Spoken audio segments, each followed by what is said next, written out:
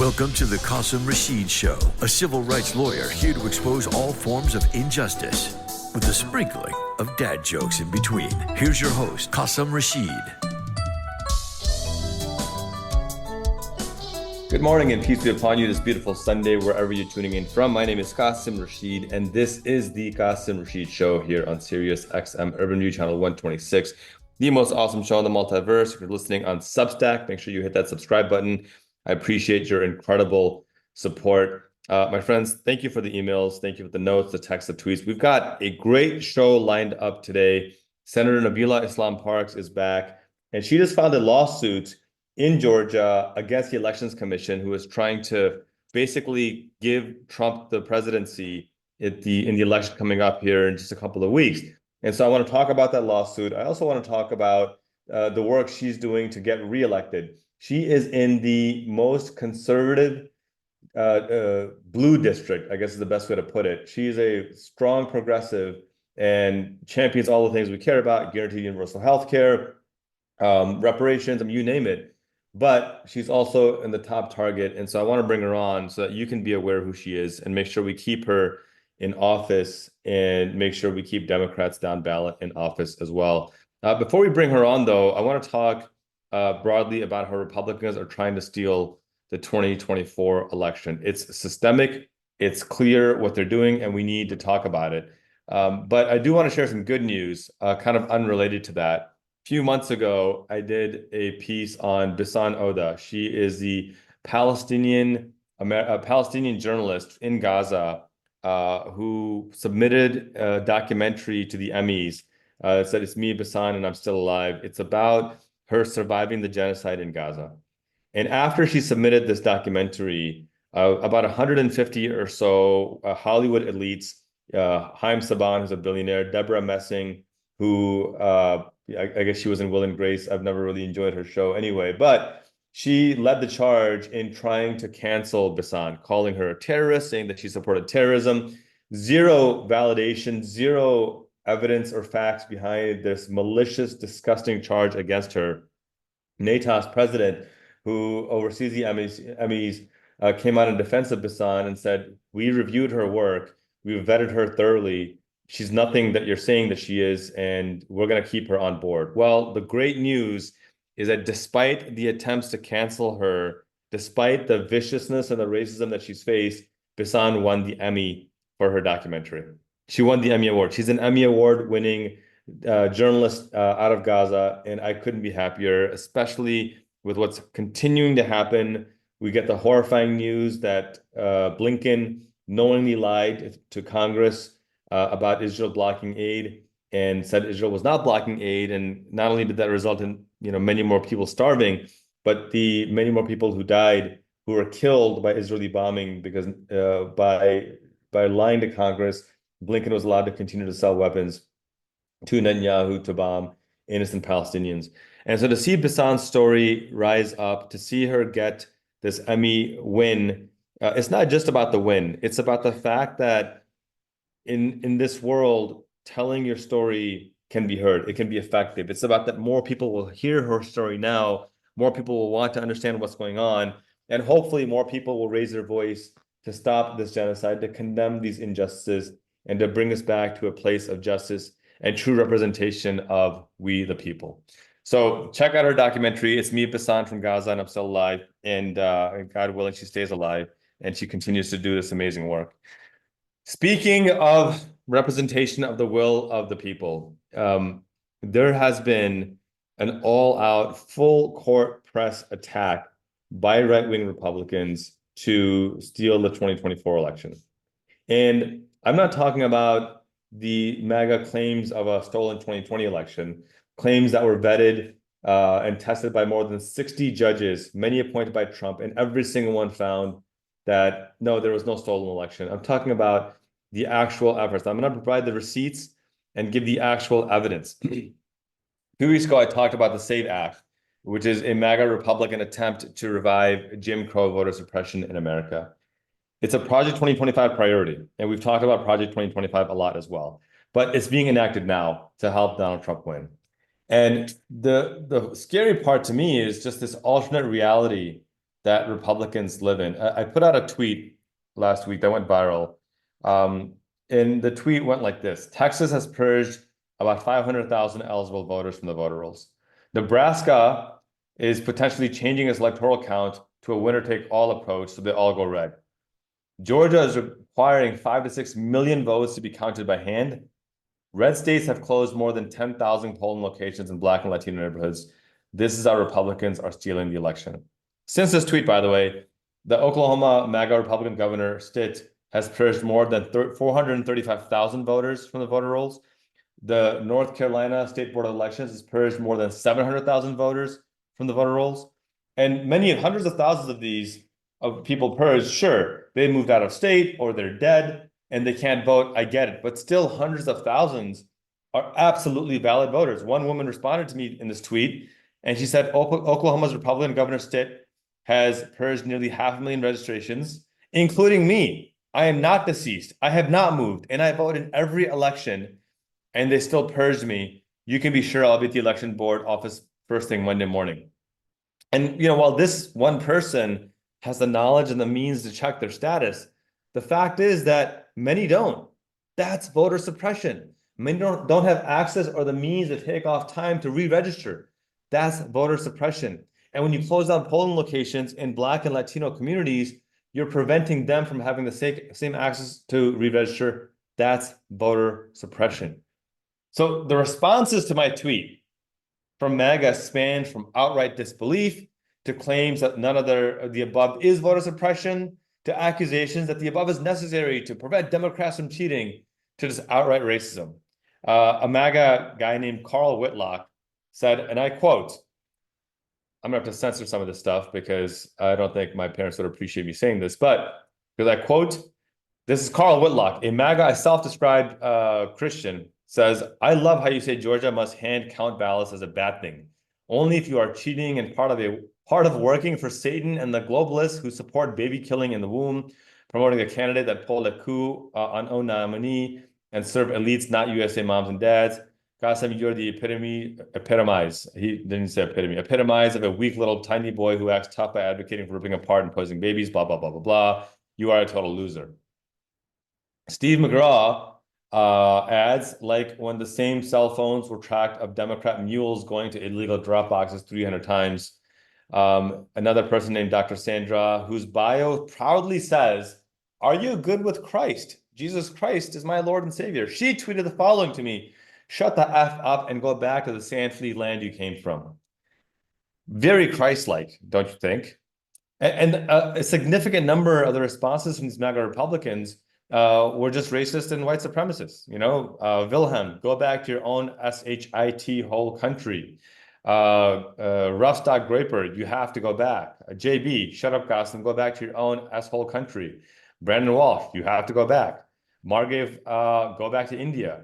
The above racism and this name calling notwithstanding, the fact that each of my statements are accurate and MAGA Republicans are in fact trying to steal the 2024 election is just, they didn't even bother engaging with that. One mistake I made in that tweet was I said that the Republicans have closed down 10,000 voting locations. I was wrong. I was off. There was a zero there that I didn't add. The actual number is 100,000. They've closed down 100,000 voting locations, which is absurd. And people are upset about the Georgia thing about hand counting for a reason. Study after study, and I posted this on my Substack if you want to go read it, but MIT did a study, multiple studies on this. Rice University did studies on this, and they found that in every single situation, hand counting ballots was off by up to 8 to 10%, whereas voting machines had an error of 0.5%. So you see, and this is not just like an election one time. This is dating all the way back to 1946. They counted elections and found that in every scenario, machines were far more accurate than hand counting ballots. And so not only is machines accurate and faster, it prevents voter apathy and fear of a stolen election. It's no wonder that even after accusing everyone of stealing the election, Donald Trump set up a voter commission to find the voter fraud, and then he shut it down because they found no such evidence. And then he shuts down his second commission as well, because the second commission found no voter fraud whatsoever. And the list goes on and on. The Guardian did an analysis, and they found that in Texas, for example, the 50 counties that gained the most Black and Latino residents closed more than 500 polling locations, compared to just 30 closures in the 50 counties that gained the fewest Black and Latino residents. So if you're Black and Latino majority, they closed more than 500 polling locations. If you're white majority, they closed only 30 voting locations. We're talking millions of people being impacted here. Millions, right? The 50 counties that closed 500 locations gained 2.5 million people. The 50 counties that had the fewest Black and Latino lost only 13,000 people.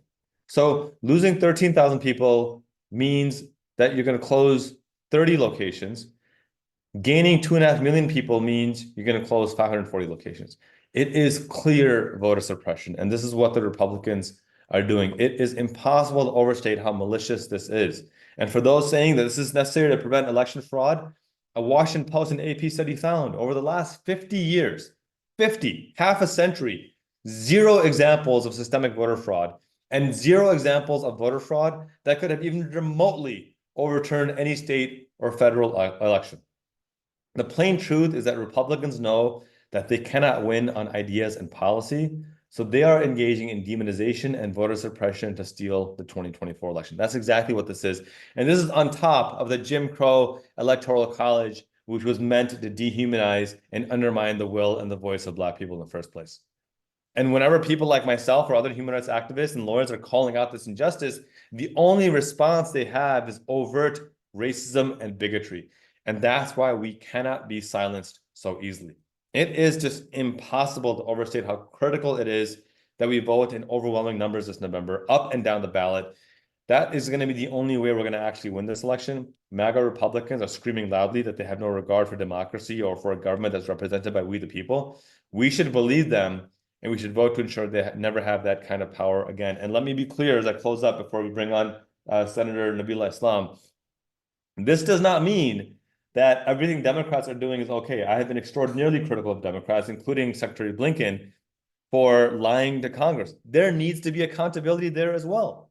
This is not about my party is perfect and your party is evil. No, we need to call out injustice wherever it exists, or we lose the point. We completely lose the plot. What Secretary Blinken did is a horrifying violation of his duty to the United States government, to the United States people, by lying to Congress. His own State Department is telling him, they're telling him that Netanyahu is illegally blocking aid and Gazans are starving to death. Not one agency, but two agencies within the US government told him this. Amnesty International confirmed this. Oxfam confirmed this. The Guardian confirmed this. Bet Salim confirmed this. And rather than say we need to follow the Leahy laws, which forbid us from giving weapons to countries that are committing human rights violations, he lied to Congress and allowed the continued sale of weapons. Absurd, horrifying. This is how genocides happen. And that's why we cannot allow that injustice to continue as well. But the fact remains that when it comes to the election, the precedent being set now will be set even worse if a MAGA Republican extremist gets into power. And when I say worse, I mean what's happening in Palestine will extend to other parts of the world as well.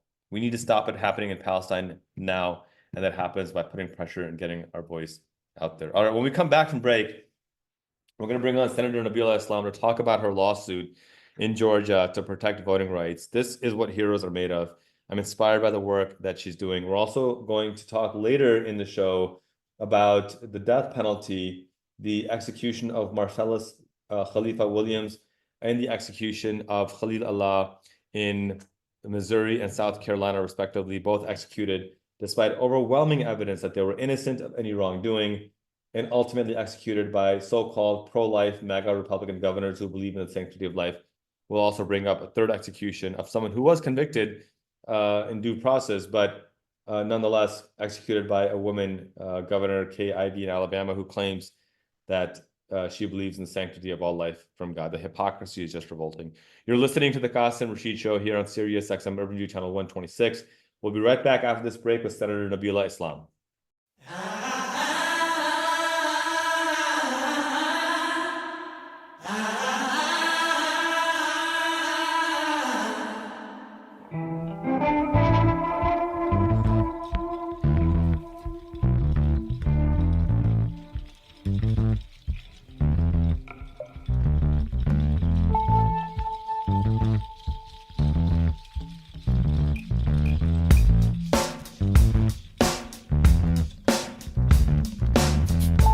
Welcome back. You're listening to the Qasim Rashid Show here on Sirius XM Urban View Channel 126, the most awesome show in the multiverse. I'm excited to bring back State Senator Nabilah Islam of Georgia's 7th District. And Nabilah is someone I have admired for a long time. She's been on the show before a while ago. She popped in briefly last week, but I wanted to bring her back on because she is doing some critical work.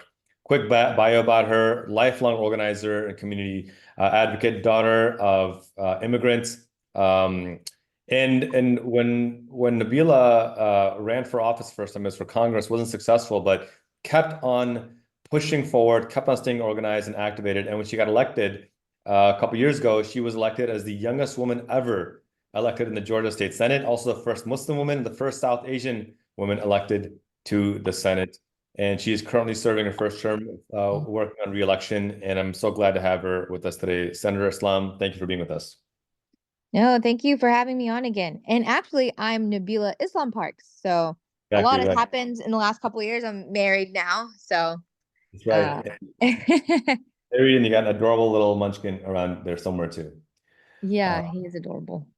So let's talk about a number of things, because Georgia being a swing state, it's critical to win for Democrats. But also we're seeing some pretty nasty things being done by the State Board of Elections. And we're also seeing some pretty nasty impacts of the horrific abortion ban as well. And you're not taking this laying down, you're fighting back, and you filed a lawsuit against, I believe, the State Board of Elections or the governor. You can correct me, but let's talk about this lawsuit because it's making waves. What is this lawsuit and what are we trying to accomplish here? Sure. So our state of election board in the state of Georgia has been overtaken by MAGA. As you can imagine, that is making things complicated because they are passing certain rules that they don't have the authority to pass that are just making our election system here super complicated. 3 rules I'll just highlight is: one is the reasonable inquiry rule. If you have basically they're allowing, each county certifies their votes, all right? Their county election board will certify the votes. Now, if you have your election board members are all of a sudden they're, they have reasonable inquiry, which is really vague. Okay. And they're like, well, I feel like there might be fraud here. I don't know, or they're just following the latest conspiracy theory.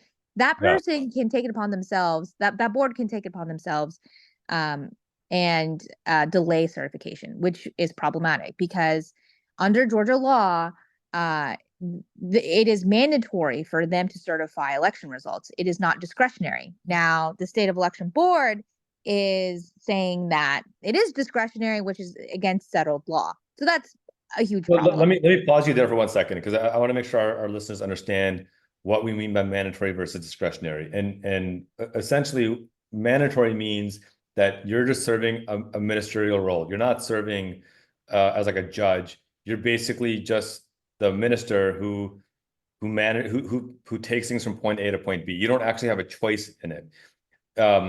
Whereas discretionary is when you have the authority to say, you know what, I don't think that this is valid.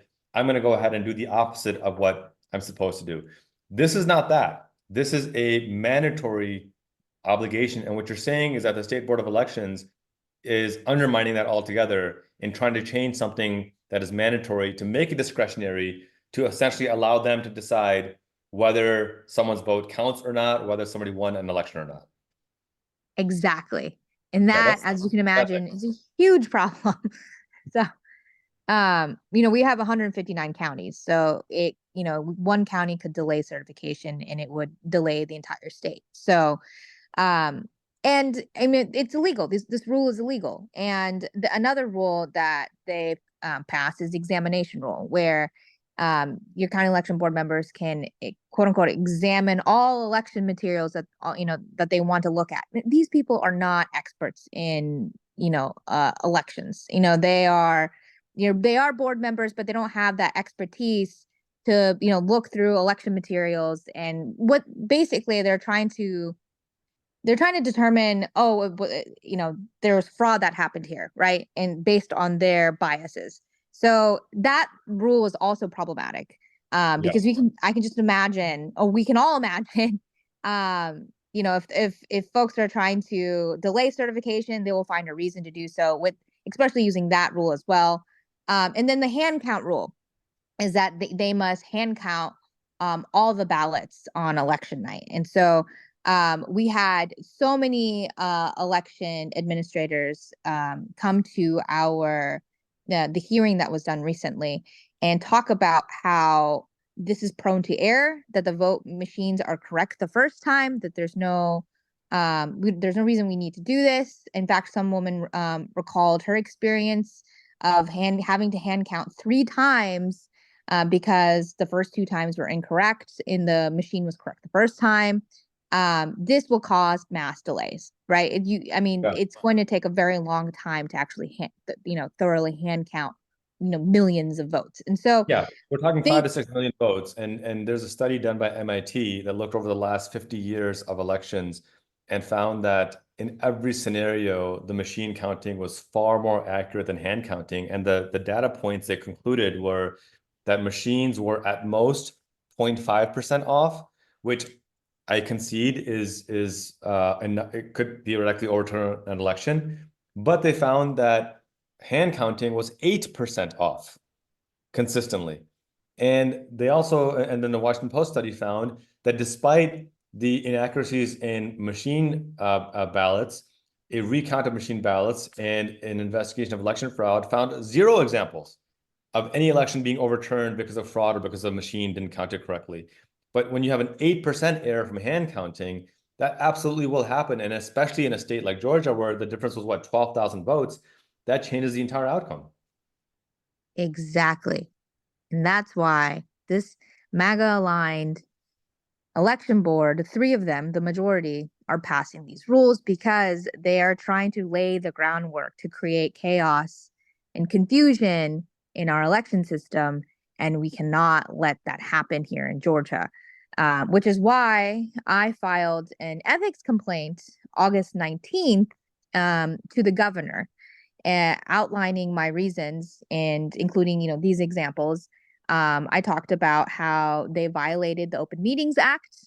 And I talked about how they violated the Code of Ethics, by passing illegal rules that were essentially subverting democracy here. And I sent it to the governor, and the law clearly says that when an ethics formal charge is filed, that the governor shall convene a hearing. And it wasn't just me. There were several other folks that had also submitted ethics complaints. And the governor then responded and said that he was going to ask our attorney general whether or not he had the authority to actually convene a hearing.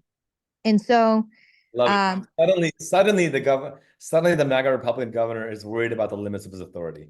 Not when stripping away voting rights, not when stripping away reproductive health access, not when trying to demonize immigrants. No worries about it. Not when running an ad about taking a gun and rounding up immigrants himself. At that point, no questions about his authority. But suddenly, when an elected state senator follows the rules and says, hey, you need to convene a hearing, now suddenly he's worried about his authority of investigating ethics complaints. My God, just the hypocrisy of it all. Exactly. And now the attorney general gave him the political cover that he wanted, and he issued a bad faith opinion where he basically said that these citizens cannot file complaints and trigger a formal, hearing, an ethics hearing. And so basically invalidated all of our ethical complaints that we made to the governor. And but didn't outline what an actual formal charge was very vague about it. Of course he So was. it was a really bad opinion. And at the end of the day, the governor doesn't have to follow his AG's advice. We've had governors in the past that, were given opinions by the AG and they decided to do, what they wanted to do. So in this case, the governor can still has the authority to convene a hearing. To just highlight, that opinion didn't say anything about his authority, because clearly he has the authority to convene the hearing. So I took the next legal step and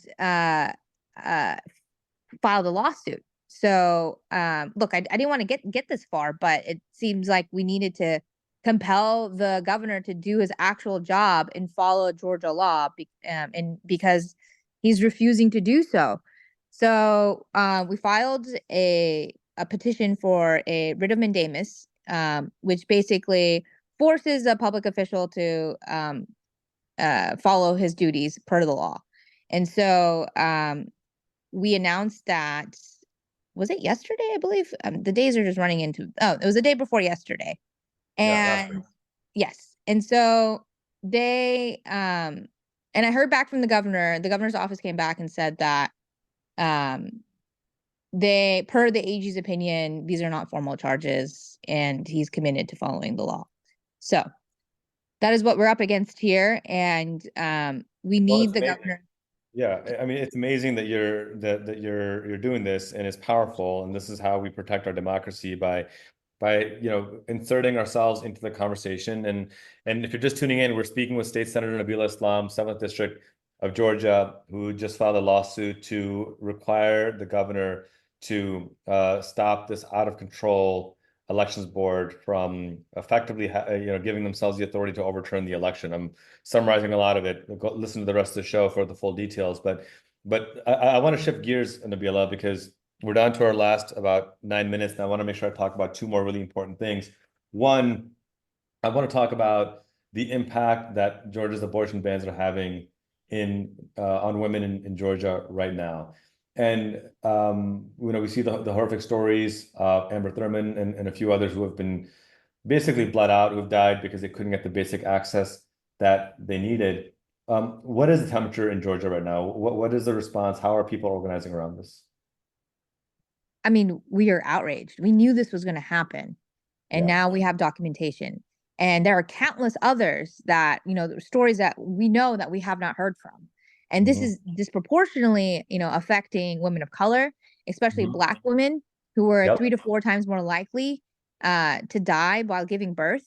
And abortion access is a human right. And our state is violating our rights right now with this 6-week abortion ban. It is one of the most strictest abortion bans in the country. We demand, reproductive health care, and we are suffering right now because we're not able to access it.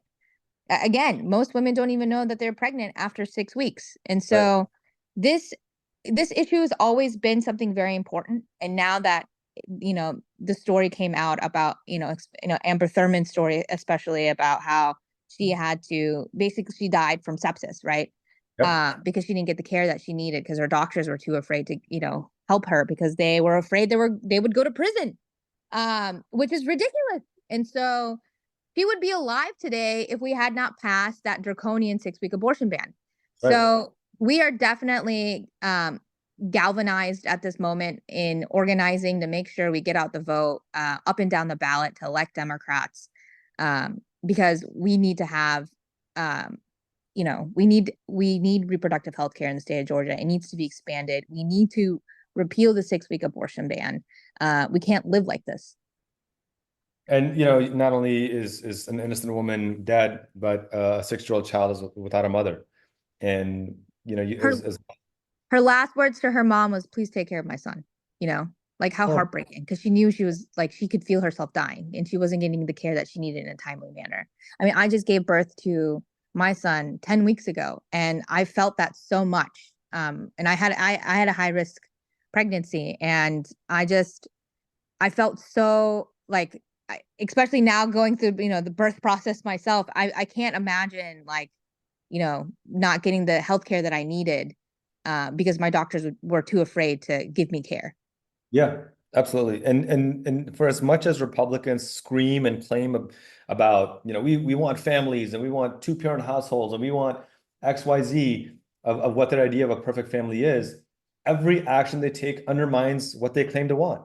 And it's evidence that they don't actually care about families, they just care about control of women. That's it. That's a single focus. Anything can be described on healthcare.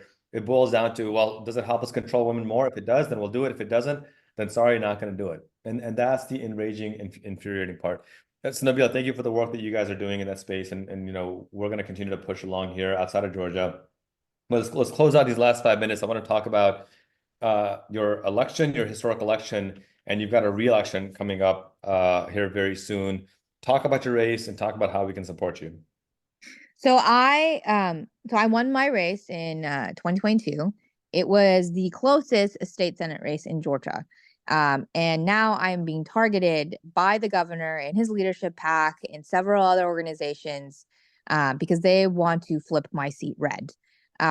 This district is a bellwether for how Georgia will turn out. So the margin of victory here will reflect on the margin of victory in Georgia. And so Republicans are trying to turn out as many Republicans from my district so they can flip Georgia back to being a Republican state, for the presidential. And so my district has many consequences. And especially for my race, I want to be able to get reelected to continue to do the work that I'm doing in the state Senate. When I won my race, we went from 22 Democrats to 23. We need 29 for a majority. And so each race is critical in making sure that we have more power in the state Senate to, block bad legislation and also maneuver to pass good legislation. And so my district also overlaps 3 other swing districts as well. I'll give a shout out to Representative Farouk Mughal, whose district, he's a Democrat, overlaps mine as well. His district is very, very competitive. And so they are basically napalming this district with Republican money in order to, defeat me and my colleague, Representative Farouk Mughal as well. And so we need all the help we can get, whether it's, volunteering, whether it's donating to help with, paid messaging. And we're sending out text messages, mailers, digital ads to get out the vote. And you can learn more about my campaign at nabilahislam.com. And Nabilah, you've accomplished a lot in your time in the state Senate. And I can go through the list, but I'd rather just hear from you. What would you pin as your top 2 or 3 biggest accomplishments in the Senate so far? Well, I was able to pass a bill that actually I'm on the Veterans Homeland Security Committee, and I worked with the National Guard to help pass a bill that would protect members in the National Guard. And I was very proud to pass that bill because it's extremely hard for Democrats, especially when you're a freshman Democrat, to pass legislation and have the governor sign it. So that doesn't really happen. No, it doesn't. There's people who've been in office for a decade that have never passed a bill before. So to do it in your first term is outstanding. Thank you. I appreciate that. And I've been able to elevate other issues as well. I talked about eliminating the pink tax on menstrual products, which got a hearing for the first time in the state Senate. And unfortunately didn't move to a floor vote, but I'm still working on that. But it's become an issue that more and more folks and Republicans are paying attention to, and I'm hoping to pass that next year. I've also talked about eliminating the tax on baby products. Diapers are expensive. Bottles are expensive. Raising a child is expensive. And as you said, if Republicans believe in, uplifting families, this is certainly legislation that they should also pass as well. And so I'm working, there's bipartisan efforts to get that bill across the finish line. And then another piece of legislation, I have introduced gun safety legislation that didn't get a hearing this time around, but it is now part of the conversation for next session that we pass critical gun safety legislation to protect Georgians, especially our children, with these mass, shootings happening. We need to move forward and pass, legislation to protect our families and help working families thrive.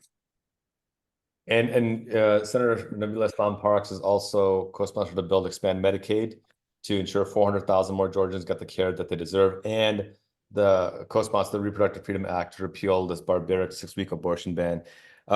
Senator, the work you're doing is really powerful, not just from a practical standpoint, but also from a representative standpoint.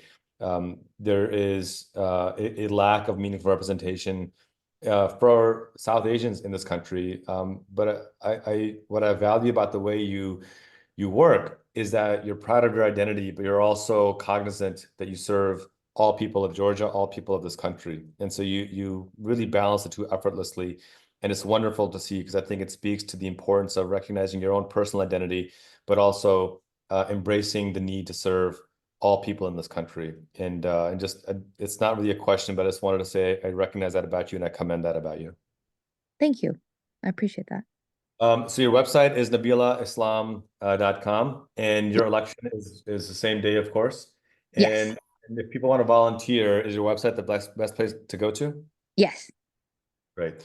My friends, I'm going to go donate. Make sure you donate. Make sure you volunteer. Make sure you invest your time. We cannot improve our democracy unless we work for that democracy. We have to put in the time. We have to put in the efforts. Senator Islam Parks, any last comments before you go? Please vote.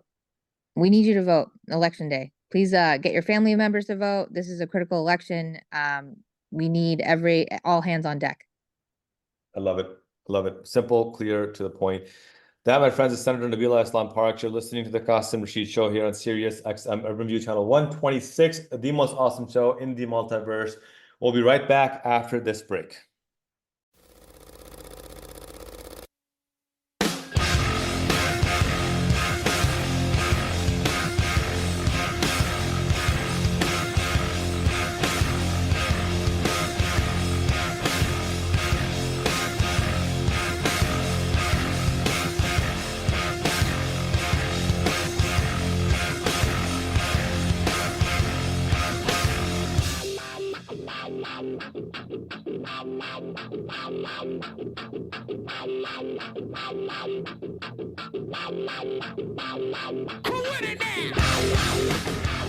Welcome back. You're listening to the Qasim Rashid Show here on Sirius XM Urban View Channel 126, the most awesome show in the multiverse. That was Georgia State Senator Nabilah Islam, State Senator of the 7th District, Nabilah Islam Parks. She used her married name as she prefers. And the work she's doing is truly powerful. I encourage you to go to her website, nabilahislam.com, and support her efforts, support her work, and make sure we can get her elected once more, because we need leaders like her in Congress. When we talk about having a strong federal government, it starts by having a strong state government and making sure we're elevating the right people when the time comes. In the meantime, we need to keep her in the state Senate seat. I want to close out the show by talking about the last couple of weeks and just the horrific perpetuation of white supremacist policies such as the death penalty.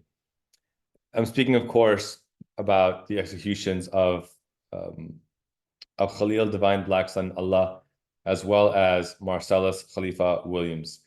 And these are two men who have been executed in South Carolina and in Georgia, respectively. And I want to talk a little bit about them and kind of the world in which we live. I've talked about the death penalty in the past, and it's a conversation that unfortunately we need to continue to have because innocent men continue to be executed.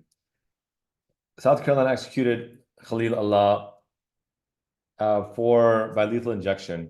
It was the first time a person in South Carolina had been executed in 13 years.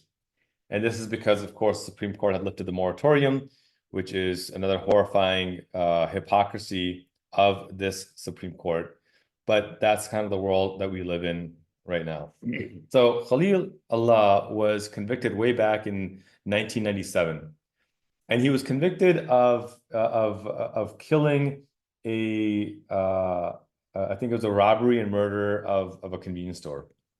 And what seems like an open and shut case is really anything but. And all the evidence points to the undeniable fact that South Carolina executed an innocent man. One, prosecutors had no forensic evidence connecting him to the shooting. None. No blood, no hair, no fingerprints, no DNA, nothing.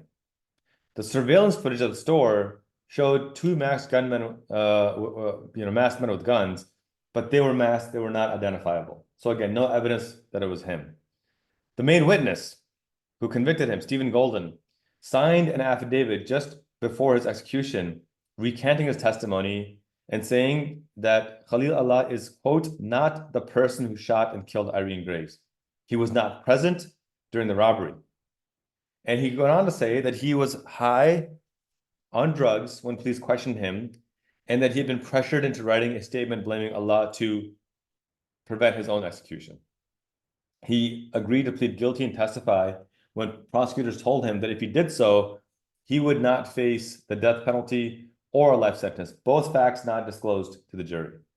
And so despite zero forensic evidence, despite zero eyewitness evidence, and despite the primary witness recanting his testimony, and despite the jury being kept in the dark about all this evidence exonerating Khalil, South Carolina executed him anyway.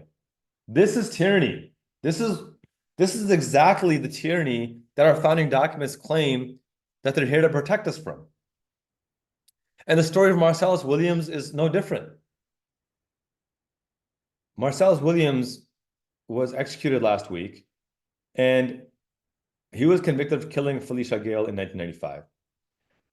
And again, a similar case of Khalil Allah. He was convicted on the testimony of two unreliable informants facing their own legal troubles and further incentivized by $10,000 in reward money. And again, there's no DNA evidence connecting him to the scene, none. The state prosecutors themselves say that we did not have the right evidence. We don't have enough evidence to convict him. We think he's innocent.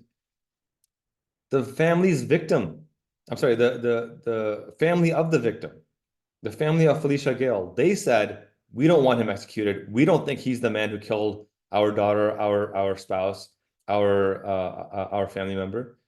So you have the family of Marcellus Williams, you have his defense attorneys, you have the prosecuting attorney, you have the key witnesses, you have the family of the victim, all saying, this man is innocent.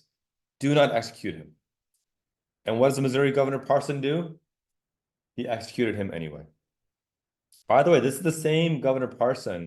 You remember that story in St. Louis about the rich white couple who brandished their firearms to threaten to shoot Black Lives Matter protesters as they were peacefully marching in the streets?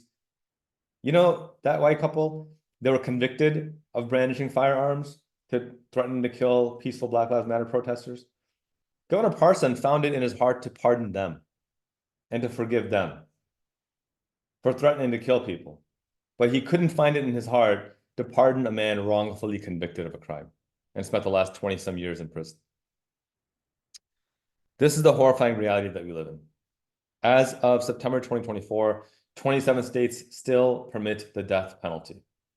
Those states are Alabama, Arizona, Arkansas, California, Florida, Georgia, Idaho, Indiana, Kansas, Kentucky, Louisiana, Mississippi, Missouri, Montana, Nebraska, Nevada, North Carolina, Ohio, Oklahoma, Oregon, Pennsylvania, South Carolina, South Dakota, Tennessee, Texas, Utah, and Wyoming.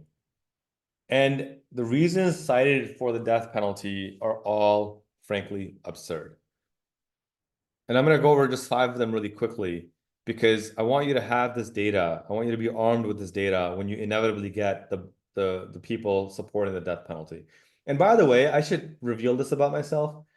When I went to law school about 16 years ago, when I went to law school, I was convinced that capital punishment was the right thing to do in certain situations. My view was certain people have committed such horrible crimes.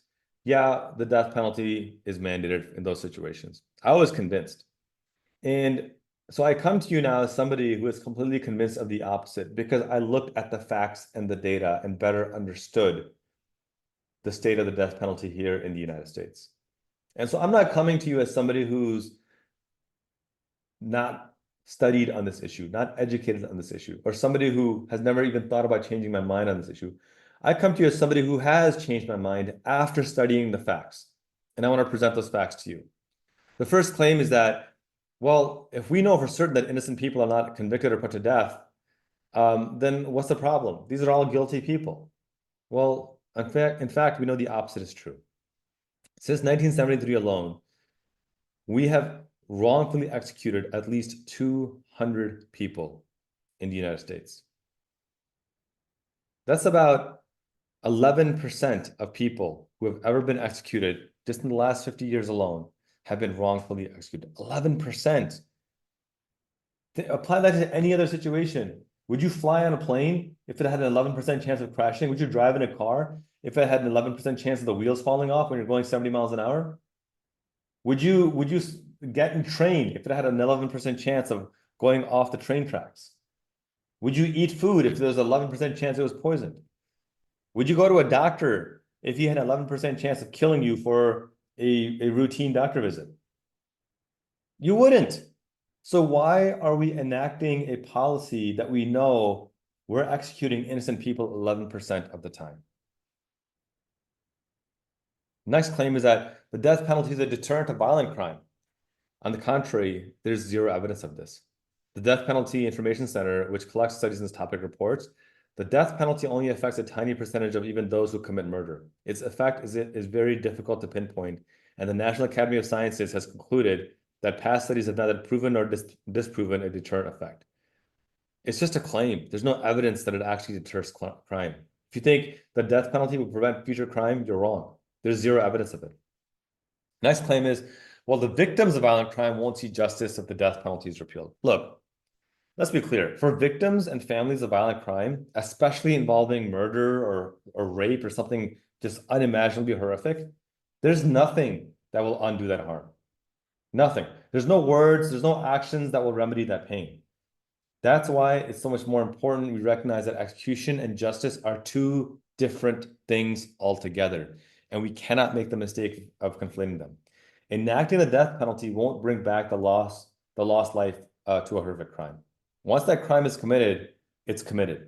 However, society can ensure the culprit is prevented from committing further harms. Families of victims can and they should pursue restitution and damages and financial compensation and receive that quickly. But these cases often take years, even decades. I mean, look at this case with Marcellus Williams, convicted in 1995, executed in 2024. 3 decades of people's lives taken up by this. The family of the victim is still grappling with this. The culprit should face swift accountability with prison, let the victim's families move on without having to relive the trauma and without having to relive ongoing court cases.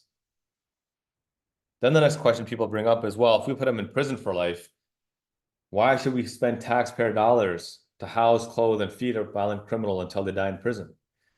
Okay, so if the question is money, then you absolutely should want to abolish the death penalty, because study after study shows that death penalty cases cost about 48% more than the cost of sentencing someone to life in prison.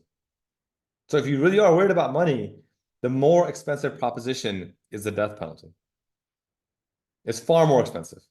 Life in prison is far more affordable. It's a far more efficient use of taxpayer dollars than the death penalty. And then the final claim that I've heard people make is, well, the death penalty is a great equalizer. It's applied fairly across economic and racial class. This is simply not true as well. Just about every single person on death row is in need of public aid, a government-appointed attorney. There are no multimillionaires or billionaires on death row. The death penalty is one of the most grotesque examples of racially and economically discriminatory application of the law. Of the 173 exonerated former death row inmates, 91 are Black, meaning that Black Americans are 13% of the population, but more than half of those wrongly convicted are Black. So it's a very racist punishment. And 42% on death row right now are Black, once again demonstrating the racial bias of those who are convicted. If you're in California, for example, where the death penalty has not been abolished, it's in a moratorium. It's in a moratorium in part because Black defendants are nearly 9 times more likely to get the death penalty than are white defendants for the exact same crimes. 9 times. In South Carolina, it's 35 times more likely. The wealthy can afford world-class representation and avoid the death penalty. Low-income people cannot.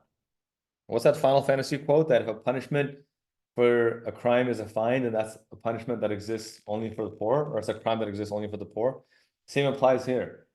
If the death penalty is only a punishment for the poor, then that's a crime that's only for the poor. The wealthy can get away with it. And by the way, the American people want to end this practice. More than 60% of Americans support life in prison over the death penalty. It's a shame that despite this overwhelming support from the American people and despite the ample evidence of the injustice being committed, we're continuing to see the death penalty being applied in such an unjust manner. And at that, to see these MAGA Republicans who claim they're pro-life and hold every life sacred being the ones responsible for this. It's horrifying, and it must come to an end. Not one more person needs to be executed for us to uphold meaningful justice in this country and truly end tyranny the way it was intended, or take a major step forward to ending tyranny the way it was intended to be ended. All right, my friends, thank you all for tuning in. I appreciate you immensely. If you're listening on Substack, make sure you hit that subscribe button. Be sure to follow us on social media at Qasim Rashid across all platforms. My promise to you is to continue to advance a show that builds on compassion, justice, and accountability for those in power. Got a great show lined up for next week. Be sure to tune in, same time, same place at 10 a.m. Eastern on Sunday on channel 126, right here on Sirius XM Urban View.